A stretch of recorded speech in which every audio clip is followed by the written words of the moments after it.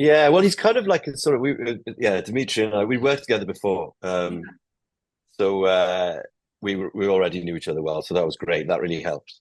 But then yeah, we were sort of talking, and it's kind of like Tanax is sort of his manager or something, and he's kind of like, "Yeah, you're brilliant, well done," and then he's like, "Stop being an asshole." But yeah, I mean, I think a lot of it is just this what's there. You know, you can only do the jobs that exist, and I mean, I do enjoy playing the complicated elements of the character. I don't know how complicated Ramsay is, to be honest with it, but I Tanax definitely is a you know he's a really interesting character to play because you never really know what he's thinking.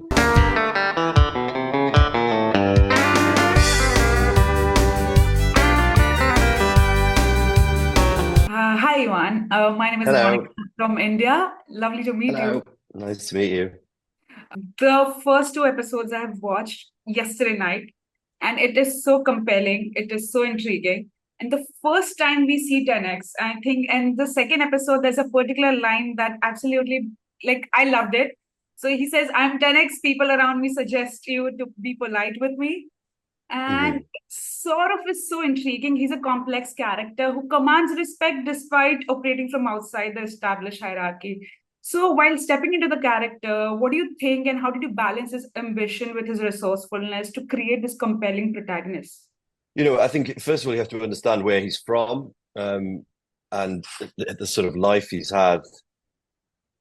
You know, he kind of was a homeless child living on the streets of Rome. You know, having to fight for every piece of food. Um, and during that time, I think for me, what was interesting was looking at okay, what was happening in Rome at the time historically. So, you know, they would have been he would have been born under Claudius's reign, and then Nero, which was kind of a crazy time in Rome. And then when he would have been about 20, he would have it would have been the year of the four emperors, so that would have been an incredibly turbulent time. And then you have a 10 years of peace. So during that time, he's had to fight his way up, and because of his ruthlessness and his you know he's smart at the end of the day. He's a very calculating person. He can Yeah. spin a lot of plates at the same time, and he's you know he's kind of obviously just outmaneuvered loads of people and got himself to the top. But then the interesting thing for him is when he gets to the top and where we meet him, he's at the top of his game in the underworld, and he's you know in the streets, he's respected, he's feared. Um, but he's looking up at the patricians, who are like you know this very small group of people that control all the wealth, and you have to be born into that. You can't just sort of become one. And they own everything, and they own the factions. They run the racing, so it doesn't matter how big he gets. They are still controlling everything, and he looks at them and kind of hates them, but then he also kind of wants to be one, and he wants to play at their game. He wants to compete with them, and that's I think that's what's interesting about him is that there's that kind of struggle within him as to. I mean, a lot of people might get to where he is and just try and consolidate that power, but he's like, no, I want to go even higher, and that's a very dangerous place to go. Right. He also thrives in the gray areas of Roman society in a way. Like, how did you approach portraying the moral ambiguity of his actions and choices that he's been making in order to like climb up the ladder faster? Yeah, well, I guess it's how one of the good things is because he's got scenes with lots of different people and all from different classes, and so you see how he can play every scenario, which is quite an interesting thing.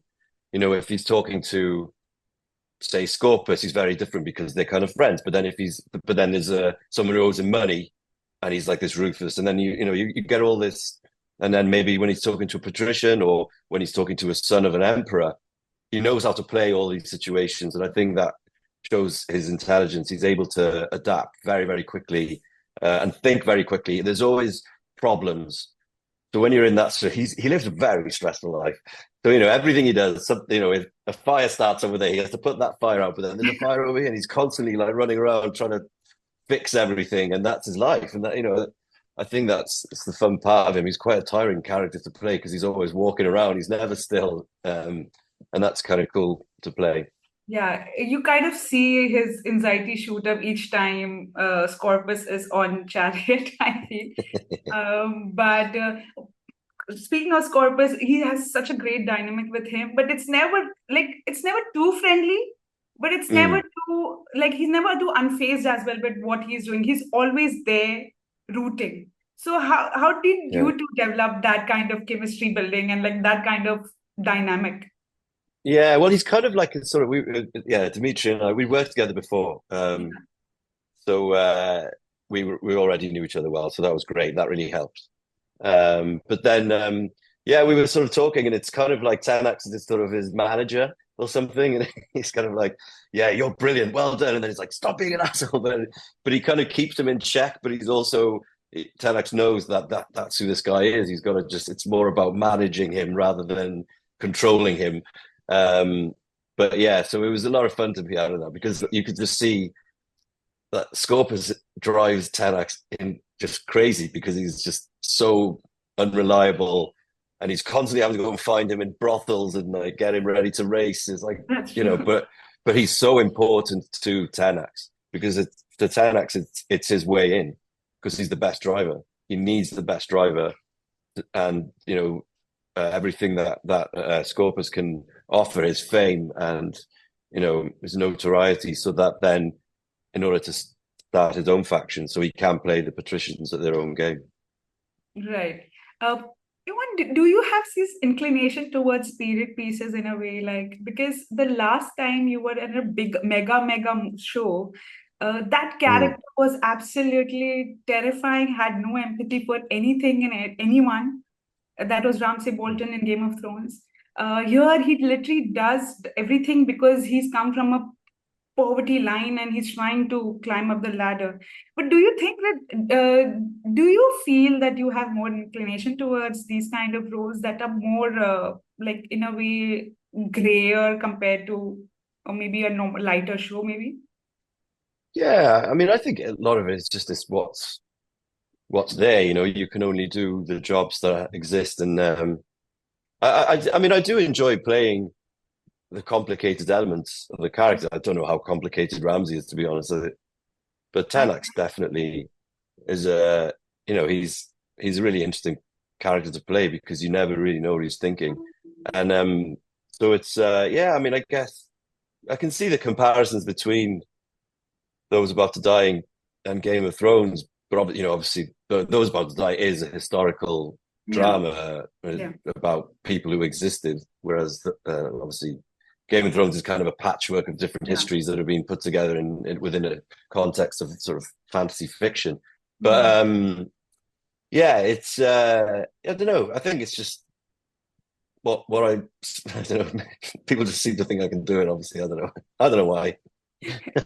No, I feel people are quite excited to watch you, obviously, and because I feel the first two episodes give so much about the character 10x, and there's like so much unfolding. You sort of get Mm. into the idea of like what he is and what he may do, but he's so unpredictable as well.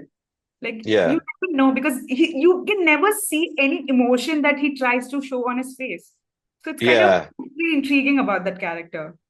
Yeah, that's something I was really wanting to do is just having this kind of he's like a sort of he's got a mask so that when he you know you very rarely see him he never well I think you as you later on you see Hmm. when things really start going wrong you see it you know a bit of panic creeping in sometimes but he never shows other people that and I think only the character of Kala as their relationship develops as you'll see the you start to see a very different side to him and a vulnerability that kind of surprises him.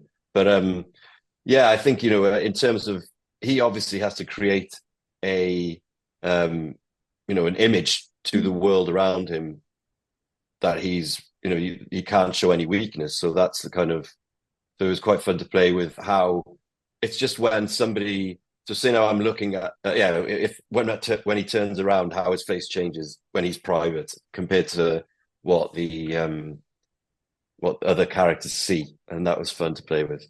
Right. Since I want to have like because this show is about chariot race, and I saw a couple, the first two episodes. It's pretty intriguing. So, if you could have a chariot race with any of the historical figures, who would be and why?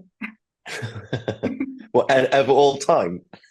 Anything you want, anything. It could be a fictional character, it could be any historical figures, anything. Let's play that way. So it's me, not 10x. It's I'm 10x having a for you, race. whatever you want. Okay. So I'm having a race. Oh, I don't know. I don't know. It'd be quite. Who do I want to have a race with? Someone quite. I mean, it'd be, it'd be quite fun to have a race with someone like Julius Caesar, I think, surely, because it's. I mean, are we allowed to go for a drink afterwards, or because I want to go for a drink with him afterwards? Yeah, you could go pub crawling or maybe somewhere. Yeah, yeah. That Have way. a chat. Try and get Yeah, into his mind. Yeah. that way. Okay, I do want to ask last question. So, since this Mm. has a sprawling cast of characters, there's like so many timelines happening, so many storylines. So, did you have any scenes with actors from other storylines that you particularly enjoyed filming, even if they were brief encounters? Yeah, a lot. Well, that was the great thing because Tenax is kind of the link between all the worlds, isn't he, in this show? So he's one scene he's talking to Scorpus, and then the next scene he's talking to one of the faction owners, in their grand villa in Rome. So yeah, all of them. I particularly enjoyed the sort of the scenes with Domitian, because they were always very big and high stakes, and it was really, and it's fun. It's a fun power dynamic to play because all of a sudden you see Tanax as he's low status all of a sudden, so he's not, when he's walking in the streets he's high, he's completely top status, but then when he goes into to speak to the son of the emperor, he's all of a sudden he's got to be very careful what he says. Yeah, so that was fun. With some lovely scenes with Kala as well, when you really get to see Tenax sort of a little bit more who he actually is, and when he lets his guard down for the first time, really. So that was fun to play. Yeah, there's so many. Yeah, Right, right, right. Thank you so much, Iwan. I thank am you. so, so, so happy to talk to you today and all the very best. So looking forward to it. Cool. Yeah, I hope you Thank enjoy. you. Thank Thank you. you so much.